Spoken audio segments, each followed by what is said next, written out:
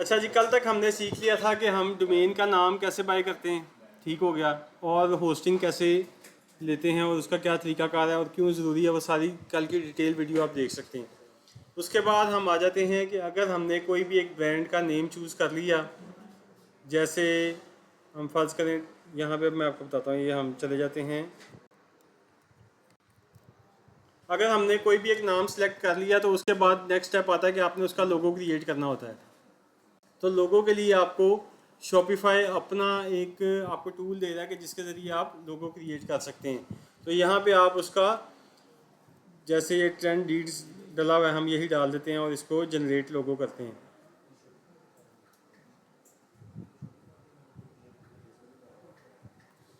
तो ये आपको डिफरेंट किस्म के लोगो जो है वो क्रिएट कर देता है। उसमें से आप कोई भी रखना चाहें वो ले सकते हैं। ये रीजनरेट की ऑप्शन भी आप मज़ीद भी इससे ज़्यादा करवा सकते हैं, ठीक है।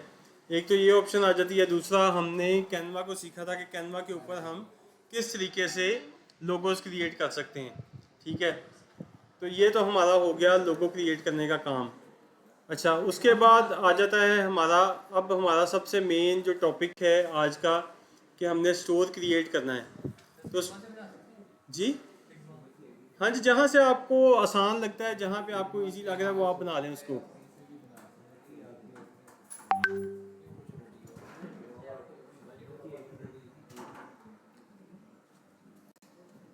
अब हम चलेंगे,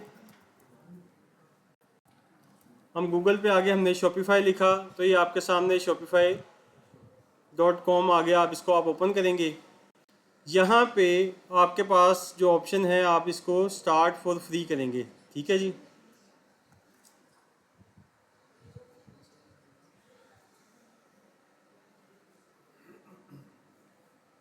अब वो कह रहा है कि आप किसी भी एक जीमेल के साथ, ईमेल के साथ इसको लॉगिन करें और अपना अकाउंट क्रिएट कर लें। तो आप इसको गूगल के साथ भी कर सकते हैं।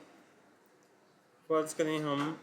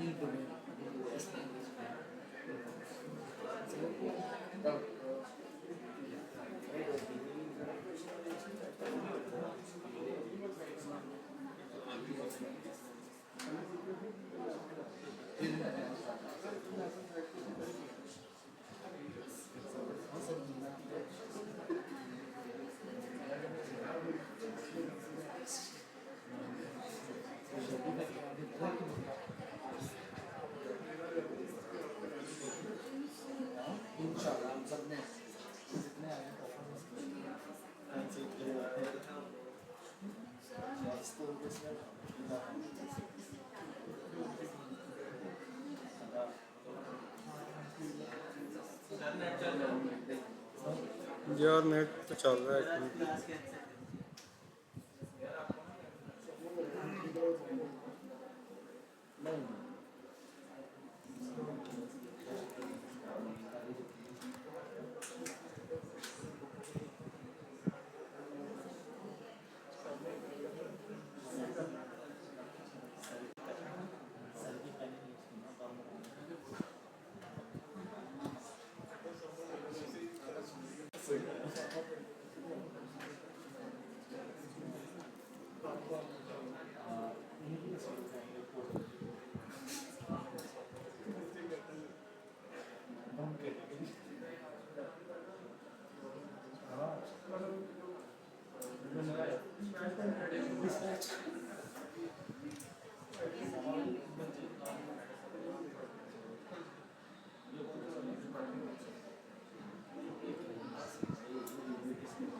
अच्छा जी, ये हम इस पे जाते हैं। अब तवज्जो इधर करें आप लोग, ठीक है। हम क्रिएट अ न्यू स्टोर बना रहे हैं, तो वो कह रहा है कि आपको इसके ऊपर जो ऑफ़र दे रहे हैं वो 3 डेज़ के लिए फ्री ट्रायल है। उसके बाद 3 मंथ के लिए आपको वो ऑफ़र दे रहा है $1 की। ये पहले उन्होंने तकरीबन आज से तकरीबन 7-8 माह पहले इसको बंद कर दिया था। उस टाइम वो दे रहे थे कि आप 1 मंथ के लिए $1 पे कर सकते हैं, नेक्स्ट मंथ से आपको $25 पे करने पड़ेंगे। लेकिन उन्होंने दोबारा इसको चेंज कर दिया है। अभी ये दोबारा से इसी पैटर्न के ऊपर चल रहे हैं कि आपको $1 जो है वो 3 मंथ के लिए वो दे रहे हैं, ठीक है। तो हम यहाँ से इसको न्यू स्टोर जो है ये जाएंगे ओपन करने के लिए। यहाँ पे वो आपको पूछेगा कि आप अपने कार्ड की डिटेल डालें। तो यहाँ पे आपका कोई भी डेबिट कार्ड, क्रेडिट कार्ड या आपका जो सादा पे, नया पे, जिस पे इंटरनेशनल पेमेंट की सहूलत मौजूद होगी उसको आप लगा सकते हैं, ठीक है। मैं अभी के लिए इसको स्किप कर रहा हूँ।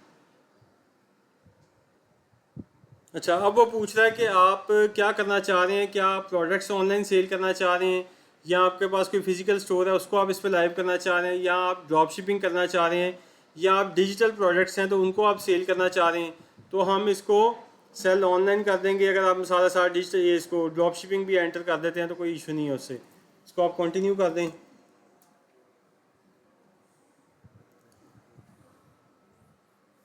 तो ये आपका स्टोर क्रिएट हो गया, ठीक है। ये अब आपके सामने इसका इंटरफेस आ चुका है, ठीक है। अब ये आप इसको ये समझेंगे, ये आपके सामने जो चीज़ें इसकी आ रही हैं डिटेल में, लेफ़्ट साइड पे होम, ऑर्डर्स, प्रोडक्ट्स, कस्टमर, ये सारी चीज़ें आपको इसमें ऑप्शन इसकी आ रही हैं। ये राइट साइड पे आपके स्टोर का नेम आ रहा है, ठीक है। इस पे आप एक से ज़्यादा स्टोर भी क्रिएट कर सकते हैं। अच्छा जी, अब हमने क्या करना है, सबसे पहले जो सबसे ज़रूरी चीज़ है वो है स्टोर की सेटिंग, ठीक है। इसको तवज्जो से सारे लोग देख के और अच्छी तरह समझ लें ताकि आपको आगे जाके किसी चीज़ में इशू ना आए। तो आपने ये लेफ़्ट साइड पे सेटिंग लिखा हुआ है, इस पे चले जाना है। सेटिंग के ऊपर जाने के बाद ये आपके सामने डिफरेंट किस्म की चीज़ें हैं, इनको हम 1 बाय 1 करते जाएंगे कंप्लीट और अपनी चीज़ें पूरी करेंगे यहाँ पे। क्योंकि अभी न्यू स्टोर बना है तो अभी ये कुछ सेटिंग्स इसकी ऑटो से वो कर रहा है, तो ये भी 1 आध मिनट में इंशाल्लाह हो जाती हैं। तो मैं इसको फिर आपको करके दिखाता हूँ क्या क्या इसमें चेंजेस करनी है आपने। यहाँ पे आपके स्टोर की कॉन्टैक्ट डिटेल्स आ रही हैं, तो आप इसको ओपन करेंगे। यहाँ पे आप अपने स्टोर का नाम रखेंगे। फ़र्ज़ करें हम कोई एक स्टोर बना लेते हैं, फ्रेंड्स गुड्स कर लेते हैं, चलें, ठीक है। उसके बाद हम क्या करेंगे, यहाँ पे हम अपना स्टोर का फ़ोन नंबर दे देंगे, ठीक हो गया जी। और इसको हम सेव कर देंगे। अच्छा, उसके बाद ये हमारे पास सेकंड ऑप्शन, इसको आपने साथ साथ सेव करना है।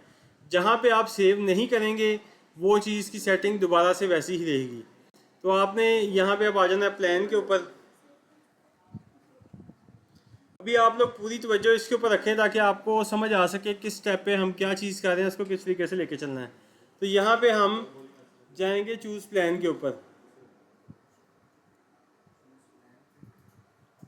अब ये आपके सामने डिफरेंट इसके प्लान्स आ रहे हैं, बेसिक प्लान, ग्रो, एडवांस और प्लस। यानी ये 2300 पर मंथ का भी इनका जो है आपको प्लान मिलता है। और इसमें जो हमने चूज़ करना है, हमने बेसिक प्लान के ऊपर जाना है जो $25 वाला है, ठीक है। ये सारी डिटेल उन्होंने दी हुई है कि इसमें आपको क्या क्या चीज़ें एक्स्ट्रा मिलती हैं और क्या क्या आप यूज़ कर सकते हैं। तो हम बेसिक प्लान पे ही जाएंगे क्योंकि हमारा कैश ऑन डिलीवरी का पाकिस्तान में मॉडल है, तो हमें यही सूटेबल रहता है और हमें इसी की ज़रूरत है। इससे आगे हमें ज़रूरत इसकी नहीं पड़ती। तो हम इसको सिलेक्ट बेसिक प्लान करेंगे, ठीक है। और यहाँ पे वो आपको कहेगा कि अपनी आप कार्ड की डिटेल डाल दें। जब आप कार्ड की डिटेल डाल देंगे तो आप इसको सब्सक्राइब करेंगे तो आपके अकाउंट से $1 डिटेक्ट हो जाएगा। ये देखिए $1 आपको बता रहा है। साथ ये बता रहा है कि आपको फर्स्ट 3 मंथ के लिए $1 है, उसके बाद फ़ीस $25 हो जाएगी, ठीक हो गया। इसकी आप सेटिंग कर देंगे। उसके बाद दोबारा हम सेटिंग पे आ जाएंगे।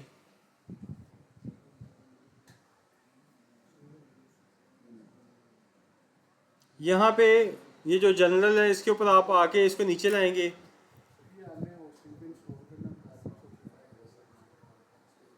अभी आप जब इसके ऊपर आए हैं तो ये आपको बता रहा है कि आपका बैकअप रीजन जो है वो पाकिस्तान है, ठीक है। और इसके जो मैट्रिक्स हैं वो आपको बता रहा है, इसमें किलोग्राम को चेंज करके आप ग्राम में कर देंगे कन्वर्ट, ठीक है।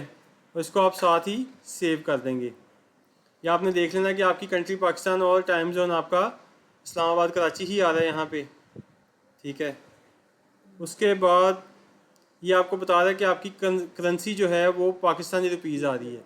अगर आप फ़र्ज़ करें यूएई के लिए कर रहे हैं, यूके के लिए, यूएसए, जिस कंट्री में आप काम करना चाह रहे हैं, आप यहाँ से उसकी जो करेंसी है उसको चेंज कर देते हैं।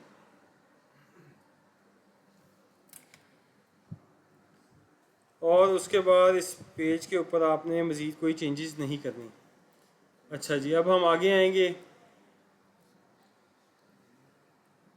ये बिलिंग का सेक्शन है। यहाँ पे जब हम अपना पेमेंट मेथड डाल देंगे तो हमारा हर मंथ जो बिल आएगा वो यहाँ पे आपको शो होना शुरू हो जाएगा, ठीक है। कई दफ़ा शॉपिफाई ये करता है कि पहले मंथ की फ़ीस आपसे ले लेता है, लेकिन उसके बाद अगले 3 माह वो आपको चार्ज नहीं करता। वो कहता है कि आप चौथे मंथ ही पे कर दीजिएगा, कोई बात नहीं, ठीक है। और अक्सर वो आपको 1 मंथ एक्स्ट्रा भी दे देता है $1 में। उसके बाद आपके पास यूज़र का सेगमेंट आ जाता है।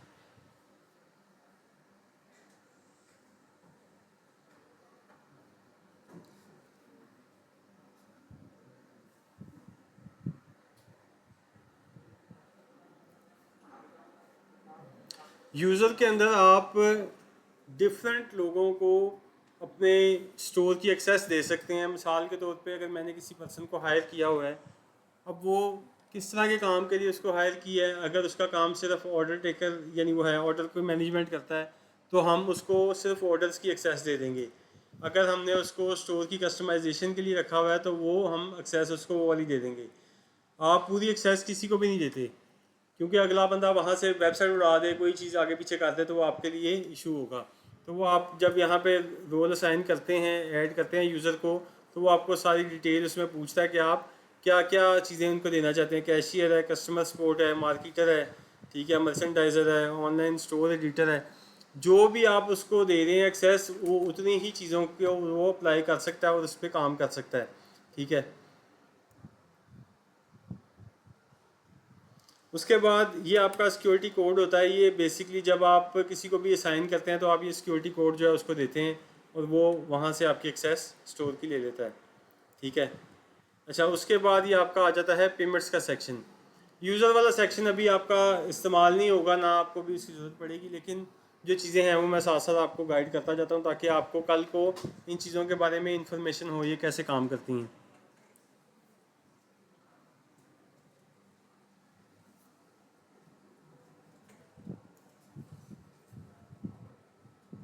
अच्छा जी, ये आपका पेमेंट्स का सेक्शन ओपन हो गया। अब यहाँ पे अगर तो आपके पास कोई भी पेमेंट गेटवे है तो आप यहाँ पे लगा सकते हैं। अगर आपके पास पेमेंट गेटवे नहीं है, ठीक है, तो फिर आप क्या करेंगे। अगर आप पाकिस्तान में काम कर रहे हैं तो पाकिस्तान में आपके पास सबसे बड़ी जो क्या नाम है चीज़ यूज़ होती है वो है कैश ऑन डिलीवरी, ठीक है, सीओडी मॉडल। तो सीओडी मॉडल जो है वो हमने कैसे इसके ऊपर अप्लाई करना है, और अगर हमारे पास कोई पेमेंट गेटवे है तो वो हमने कैसे लगाना होता है, ठीक है।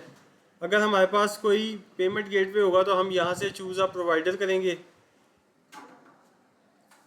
ये आपके साथ सामने बेशुमार इसके अंदर पेमेंट्स की ऑप्शंस आ रही हैं, ठीक है। तो पाकिस्तान में भी आपको कुछ पेमेंट गेटवे जो है वो इसमें मिल जाते हैं जिसको आप लगा सकते हैं। और अपने अगर अक्सर आप देखते हैं कि वो लगा होता है जैज़ कैश पे पेमेंट कर दें, बैंक में पेमेंट कर दें, कार्ड से पेमेंट कर दें, तो वो पेमेंट गेटवे के थ्रू पेमेंट आती है। ऐसे नहीं होता कि आप डायरेक्टली ले लेते हैं पेमेंट। वो दरमियान में एक थर्ड पार्टी इन्वॉल्व होती है, वो आपको पेमेंट क्लियर करवा के देती है, ठीक है। ये उनकी ज़िम्मेदारी होती है। तो जैसे अगर आप फर्ज करें जैज़ कैश की एक सर्विस लेते हैं तो जैज़ कैश को आप अप्लाई करेंगे तो जो कस्टमर है वो जैज़ कैश को पेमेंट दे रहा है बेसिकली, और वहाँ से जैज़ कैश आपको पेमेंट दे रहा है। जैसे आप पेपाल है, पेपाल भी अक्सर आपने देखा होगा जो इंटरनेशनल वेबसाइट्स पे लगा होता है, वो भी ऐसे ही काम करता है। पेपाल जो है वो दरमियान में गारंटर है, वो इस चीज़ का ज़ामिन है कि प्रोडक्ट आपको पहुंचेगी। अगर आपको प्रोडक्ट नहीं पहुंच रही तो वो आपको कैशबैक दे देता है, ठीक है। तो इसलिए ये पेमेंट गेटवे यूज़ होते हैं। लेकिन पाकिस्तान में अगर फ़र्ज़ करें आपकी नई वेबसाइट है और आपने पेमेंट गेटवे लगा भी दिया है, तो आपको अगर कह लें कि 100 नहीं, आप इसको कहेंगे कि अगर 1000 लोग आपसे परचेज़ करते हैं तो उसमें से कोई शायद एक आधा बंदा आपको पेमेंट ऑनलाइन कर दे, नहीं तो नॉर्मली नई वेबसाइट के ऊपर तो कोई ट्रस्ट नहीं करता। तो आपने इसको यूज़ नहीं करना। आप वापस जाएंगे पेमेंट के सेक्शन के ऊपर और आप क्या करेंगे, यहाँ पे मैनुअल पेमेंट मेथड पे चले जाएंगे। यहाँ पे मैनुअल पेमेंट मेथड को ओपन करेंगे। इधर आप बैंक का अगर लगाना चाहते हैं तो आप अपनी बैंक की डिटेल लगा सकते हैं, ठीक है। और अगर कोई पेमेंट बैंक में करेगा तो वो आपको स्क्रीनशॉट भेज देगा। ये एक एडिशनल चीज़ है, लेकिन वही बात है कि वो कोई भी आपको पेमेंट इस पर नहीं करता। तो आपने कैश ऑन डिलीवरी इसको सिलेक्ट कर देना है यहाँ से और सिंपल आप इसको एक्टिवेट कर देंगे। तो ये अब आपके स्टोर के ऊपर कैश ऑन डिलीवरी जो है वो लग गया है, ठीक है। अच्छा जी, उसके बाद हम चले जाएंगे चेकआउट्स के ऊपर। चेकआउट पेज होता है आपका कि जब आप कोई प्रोडक्ट है उसको ऐड टू कार्ट करते हैं, उसके बाद चेकआउट पे जाके आप फॉर्म फिल करते हैं। तो ये वो बेसिकली फॉर्म है जो आपने क्लाइंट से फिल करवाना है और आपको क्या इन्फॉर्मेशन चाहिए उसके लिए, ये वो फॉर्म है। तो इसमें आपको क्या चाहिए, वो कहता है कि सबसे पहले आपको क्लाइंट जब वो आपका फॉर्म फिल करे तो उसको आप कहते हैं हमें अपना ईमेल या फ़ोन नंबर आप देंगे तो आप ये चल सकते हैं इसके ऊपर। तो इसमें आपके पास दोनों ऑप्शन है, फ़ोन या ईमेल ले लें या खाली ईमेल ले लें, ठीक है। एक तो ये आपके पास ऑप्शन आ जाती है। उसके बाद आप नीचे आते हैं। उसके बाद वो कहता है कि आपको क्लाइंट का नाम जो है वो चाहिए, ठीक है। फुल नेम चाहिए, ये आपके पास ऑप्शन है कि खाली लास्ट नेम चाहिए। हम कहेंगे फर्स्ट एंड लास्ट नेम दोनों चाहिए, ये ऑटो सेलेक्ट हुआ होता है। उसके बाद कंपनी नेम चाहिए, नहीं हमें कंपनी नेम अगले का नहीं चाहिए। एड्रेस लाइन 2 ये इस्तेमाल होता है ज़्यादातर बाहर कंट्रीज़ में कि लोग दो एड्रेस भी डाल देते हैं कि अगर एक एड्रेस पे मैं अवेलेबल नहीं हूँ तो मेरी दूसरी एड्रेस पे प्रोडक्ट भेज दें आप। तो ये ऑप्शनल जो एड्रेस है इसको आप डोंट इंक्लूड कर देंगे, ठीक है। हमें सेकंड एड्रेस नहीं चाहिए। अब उसके बाद आ जाता है हमारा शिपिंग एड्रेस और फ़ोन नंबर। क्या आपको क्लाइंट का शिपिंग एड्रेस चाहिए? तो ये लाजमी चीज़ है, एड्रेस के बगैर तो पॉसिबल नहीं है। और फ़ोन नंबर भी लाजमी चाहिए। यहाँ पे शॉपिफाई ने एक चीज़ की हुई है कि आपको उसने ये ऑप्शनल पे रखा हुआ है कि आपको अगर चाहिए तो आप ले लें, अगर नहीं चाहिए तो रहने दें। लेकिन एड्रेस और फ़ोन नंबर नहीं होगा तो भेजेंगे कहाँ पे? इसको हमने यहाँ से चेंज करना है और रिक्वायर्ड कर देना है, ठीक है।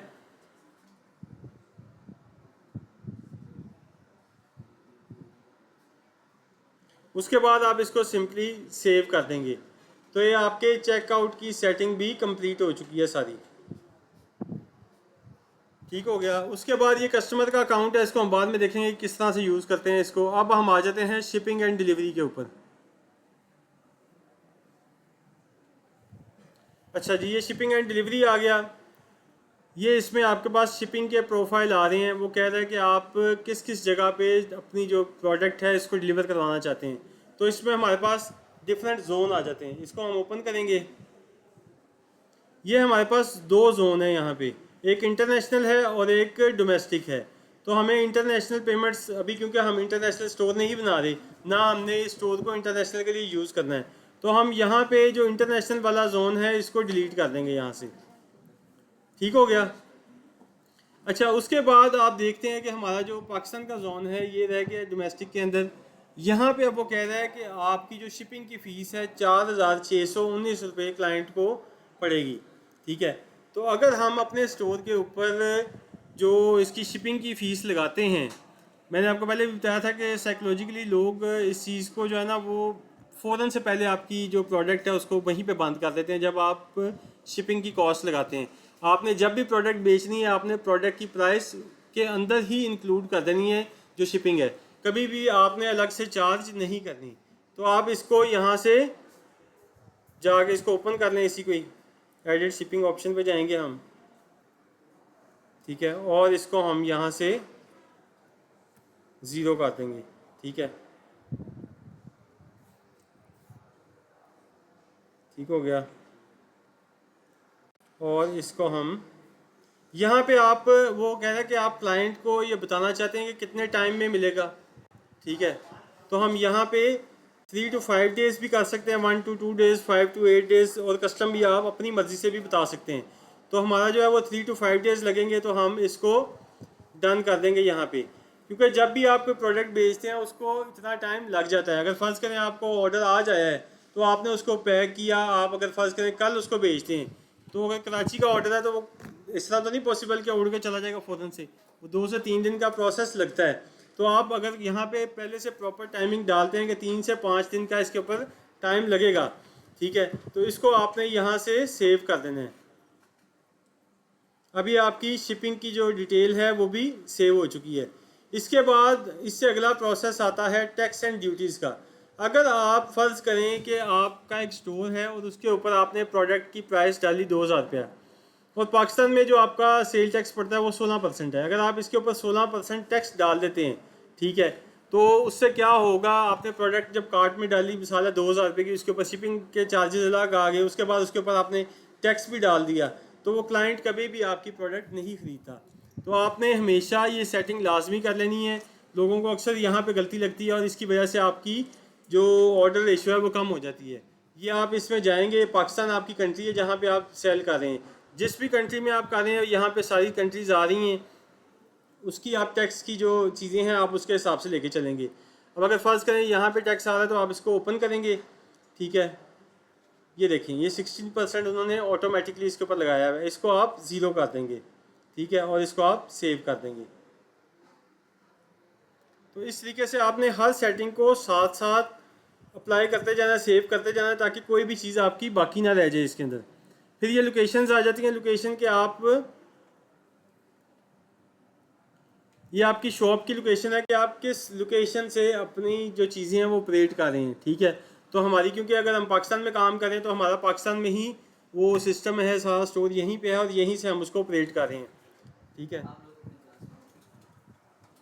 उसके बाद मार्केट्स आ जाती हैं। अगर आप फ़र्ज़ करें एक से ज़्यादा किसी मार्केट में प्रोडक्ट्स को सेल करना चाह रहे हैं तो आप इसमें वो मार्केट्स भी ऐड कर सकते हैं, लेकिन हम क्योंकि अभी सिर्फ पाकिस्तान में करेंगे तो हम इसको पाकिस्तान पे ही रहने देंगे और हम वापस अपनी सेटिंग पे जाएंगे। उसके बाद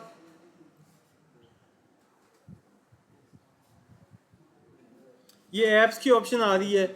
जैसे मैंने बताया था कि हम मोबाइल में डिफरेंट ऐप्स को इंस्टॉल करते हैं, ठीक है, ऐसे ही हम यहाँ पे भी डिफरेंट ऐप्स को इंस्टॉल करेंगे अपने स्टोर को कहने के उसके अंदर कुछ चीज़ें ऐड करने के लिए। वो मैं आपको आगे बताऊंगा कि क्या क्या चीज़ें हम ऐड करते हैं और कौन कौन सी एप्लीकेशंस को हमने इंस्टॉल करना है। हर एप्लीकेशन आपको अक्सर जब आप सोशल मीडिया यूज़ करते हैं तो आपको डिफरेंट किस्म के लोग इसमें वीडियोस आ रही होती हैं कि आप अगर स्टोर बना रहे हैं, अगर आपने ये चीज़ आसान करनी है उसमें आप ये वाला फ़िल्टर लगा लें, आप ये वाली उसमें एप्लीकेशन इंस्टॉल कर लें। तो आपने हर प्लगइन, हर जो ऐप है उसको इंस्टॉल नहीं कर देना। अगर आप इस तरह से करेंगे तो उससे क्या होगा कि आपकी वेबसाइट की स्पीड डाउन होती जाएगी, ठीक है। वो अभी मैं आपको आगे जब हम चीज़ें समझते जाएंगे तो आपको खुद ही क्लियर हो जाएगा कि हमने हर चीज़ को लेके नहीं चलना। फिर उसके बाद सेल चैनल्स आ जाते हैं आपके कि आप कहाँ कहाँ पे सेल करना चाह रहे हैं। तो ये पॉइंट ऑफ सेल जो है बेसिकली कि अगर आपका फिजिकल स्टोर है तो आप वहाँ पे भी क्या उसको सेल करना चाह रहे हैं, तो इस पॉइंट को हम छोड़ देंगे, हम यहाँ पे इसमें कुछ चेंज नहीं करेंगे। उसके बाद नेक्स्ट सेक्शन हमारा आ जाता है डोमेन्स का। तो डोमेन्स में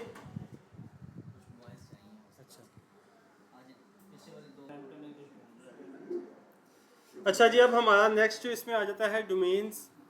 डोमेन जो हम बाय करेंगे उसको हम यहाँ पे कनेक्ट करेंगे इसके साथ, ठीक है। तो अगर आपके पास फ़र्ज़ करें डोमेन नहीं है तो आप यहाँ से भी ले सकते हैं बाय न्यू डोमेन, लेकिन मैं ये आपको सजेस्ट नहीं करूँगा कि आप यहाँ से डोमेन लें। वो आपने अगर फ़र्ज़ करें .com की लेनी है तो आपको मैंने बताया उसमें GoDaddy से ले लें, नेम चीप से ले लें, होस्टिंगर से ले लें। अगर आपने .pk की लेनी है तो domain.pk, thehoster.pk, जहाँ से मर्ज़ी आप ले सकते हैं।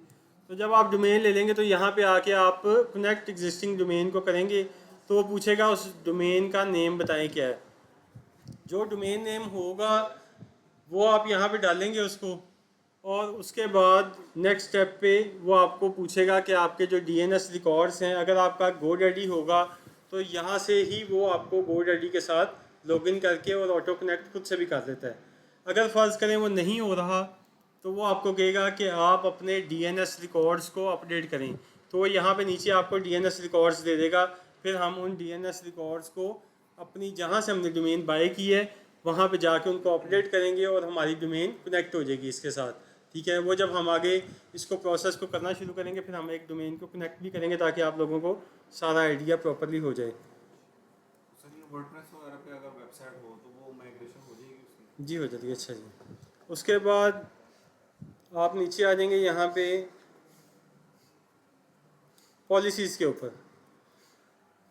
आज से पहले पॉलिसीज़ के ऊपर लोग इतनी तवज्जो नहीं थे देते और अगर आप नहीं थे लगाते तब भी स्टोर चल जाता था। लेकिन अगर आपकी पॉलिसीज़ नहीं लगी हुई और प्रॉपर सारी चीज़ें नहीं अपडेट तो आपका स्टोर नहीं चलेगा, ना ही आपके ऐड चल सकेंगे। ठीक है, ये चीज़ें जो हैं वो इस तरह से अब काम नहीं करती। तो आपको ये सारी चीज़ें करनी पड़ेंगी। इसमें क्या कुछ आ जाता है, return and refund policy, privacy policy, terms of services, shipping policy, contact information और लीगल नोटिस। तो ये सारी चीज़ें आपने फिल करनी है। सबसे पहले रिटर्न एंड रिफंड पॉलिसी, इसको आप ओपन करेंगे। अच्छा, अगर फर्ज करें आपको यहाँ से समझ ना आए तो आप ChatGPT से भी लिखवा सकते हैं। आप उसको अपना ब्रांड का नाम बताएंगे तो वो आपको ये सारी जो भी आप उसको बताते जाते हैं रिफंड एंड रिटर्न पॉलिसी बना दो तो वो भी बना देगा। जो आप देंगे वो आपको उसकी डिटेल बना देगा। लेकिन यहाँ पे आपको शॉपिफाई ने खुद से सारी चीज़ें ऑटो ली हुई है कि आप यहीं पे रहते हुए करते जाएं। तो इंसर्ट आप टेम्पलेट करेंगे तो ये देखें आपकी पॉलिसी लग गई है। अच्छा, अब इसके अंदर आपने एक चीज़ चेंज करनी है। जब आप इंसर्ट टेम्पलेट करते हैं तो यहाँ पे उसने लिखा हुआ है कि हमारी 30 डेज़ की रिटर्न पॉलिसी है। लेकिन आप पाकिस्तान में हैं तो आपने कभी भी 30 डेज़ नहीं करने, इसको आप मैक्सिमम 3 डेज़ ही करें बस। ठीक है, ये आपने चेंज कर देना दोनों जगह पे। उसके बाद नीचे उसने ऑटोमेटिकली आपकी ईमेल भी उठा ली है, फ़ोन नंबर भी उठा लेता है। अगर आपने एड्रेस डाला होगा तो एड्रेस भी आपका आ जाएगा। एड्रेस इस पर जब भी आप डालेंगे ज़रूरी नहीं कि आपने पूरा एड्रेस डालना है कि मिसाल के तौर पे ये मकान नंबर है, ये गली नंबर है, ये आपका ऑफिस का एड्रेस है। यहाँ सिंपल आप डाल सकते हैं, मिसाल है कि इकबाल टाउन लाहौर, जोहर टाउन लाहौर, बस इस तरह भी डाल दें, कोई इशू नहीं है। ठीक है, तो ये आप इस तरह जब डालेंगे तो ये सारी डिटेल आपकी ऑटो आ जाएगी। इसको आप पब्लिश कर देंगे तो ये आपकी पॉलिसी इसके ऊपर अटैच हो गई है। प्राइवेसी पॉलिसी जो है वो ऑटोमेटेड होती है, वो खुद से लग जाती है। उसके बाद टर्म्स ऑफ सर्विसेज आ जाती हैं, इस पर जाएंगे। इस पर भी आप इंसर्ट टेम्पलेट्स करेंगे और ये आपके सामने इसकी भी टेम्पलेट आ गई है। इसको भी आप एक दफ़ा अच्छी तरह पढ़ लेंगे। जहाँ भी आपको लगता है कोई चीज़ आपको चेंज करने की ज़रूरत है तो वो आप यहाँ से चेंज कर सकते हैं इसके अंदर। ठीक है जी, इसको भी आप पब्लिश कर देंगे। फिर आपकी शिपिंग पॉलिसी आ जाती है। शिपिंग पॉलिसी जो है वो इसके अंदर इन्होंने इंक्लूड नहीं की होती, तो वो आप ChatGPT से लिखवा के वो इसमें आप ऐड कर देंगे। उसके बाद आपकी कॉन्टैक्ट इन्फॉर्मेशन है, इसको भी सिंपल इंसर्ट टेम्पलेट किया तो ये देखें आपके सामने उसने आपका स्टोर का नेम, फ़ोन नंबर, आपकी ईमेल और आपका एड्रेस जो है वो उठा लिया। अब इसमें हमारा वैट नंबर और ट्रेड नंबर नहीं है, इसको हम रिमूव कर देंगे और सेव कर देंगे। ठीक हो गया, ये सारी चीज़ें आपने कर दी हैं। ये आपकी स्टोर की जो सेटिंग है वो कंप्लीट हो चुकी है सारी। ठीक हो गया, अब ये आपका यहाँ तक सारा काम कंप्लीट है। अब इसके बाद हमारा जो नेक्स्ट प्रोसीजर आएगा, यार आप लोग